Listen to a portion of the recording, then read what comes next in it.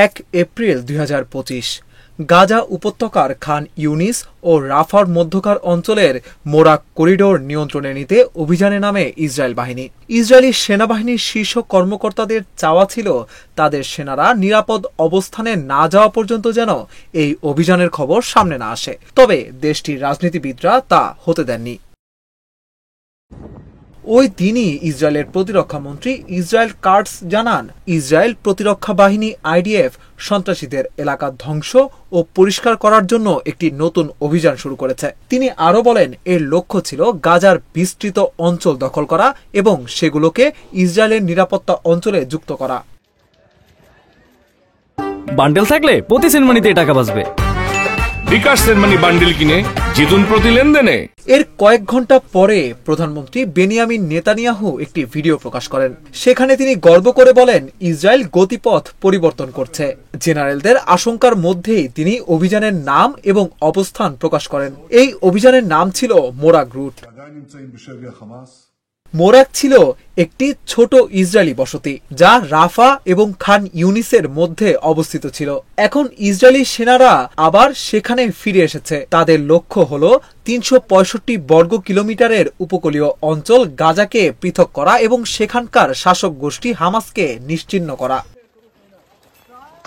এরই মধ্যে রাফার দখল নিয়েছে ইসরায়েল।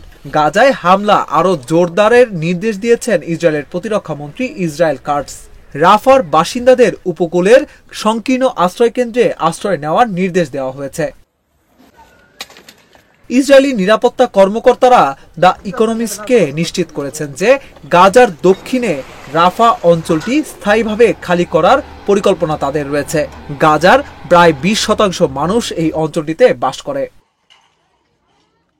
এই পদক্ষেপগুলো 20 লাখের বেশি গাজাবাসীকে উপকূলবর্তী অঞ্চলে বসবাসে বাধ্য করার একটি বৃহত্তর পরিকল্পনার অংশ।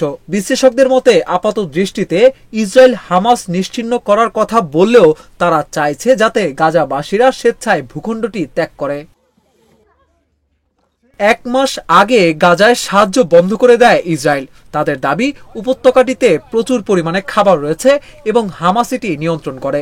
গাজার বেসামরিক নাগরিকরা উপকূলে আশ্রয় নিলে ইসরায়েলি সেনারা হামাসকে পাশ কাটিয়ে খাবার সরবরাহের জন্য মোরাক পথ ব্যবহার করতে চায়।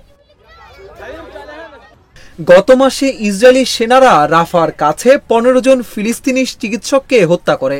IDF এর দাবি ছিল চিকিৎসকদের বহরটি আলো বা সাইরেন ছাড়াই সন্দেহজনকভাবে গাড়ি চালাচ্ছিল। নিউ ইয়র্ক টাইমসের একটি ভিডিওতে দেখা গেছে ইসরায়েলি সেনাবাহিনীর এই বিবৃতি ভুয়া ছিল। সেই অ্যাম্বুলেন্সগুলোতে আলো এবং জরুরি সংকেত চালু ছিল।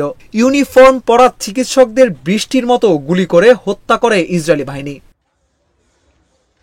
এসব ঘটনা গত কয়েক সপ্তাহ ধরে গাজায় হামাসের বিরুদ্ধে ফিলিস্তিনিদের বিরল বিক্ষোভকে উস্কে দিয়েছে। ইসরায়েল প্রথমে 18 মার্চ বিমান হামলা এবং তারপর স্থল অভিযানের মাধ্যমে গাজায় 2 মাস ধরে চলা যুদ্ধবিরতি ভঙ্গ করে।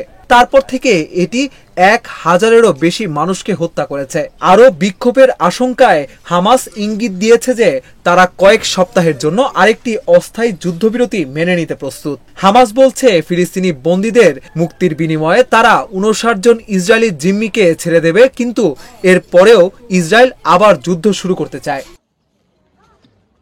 বিশেষজ্ঞদের মতে এমন অবস্থায় গাজার দৃশ্যপট অন্ধকার। গাজার যুদ্ধ সংশ্লিষ্ট একজন কূটনীতিক বলেন, গাজায় যুদ্ধের পরের ঘটনা কোনো পরিকল্পনা নিয়ে এখন গুরুত্বের সঙ্গে আলোচনা করা হচ্ছে না। তবে এর মধ্যেও কিছুটা আশার আলো দেখাচ্ছে গত 7 এপ্রিলের ঘটনা। ওই দিন আমেরিকায় মার্কিন প্রেসিডেন্ট ডোনাল্ড ট্রাম্প ও নেতানিয়াহুর মধ্যে এক বৈঠক হয়, যেখানে ট্রাম্প বলেন, আমি গাজায় যুদ্ধ বন্ধ দেখতে চাই। আমি মনে করি যুদ্ধ এক পর্যায়ে বন্ধ হয়ে যাবে, যা খুব দূরের ভবিষ্যৎ হবে না।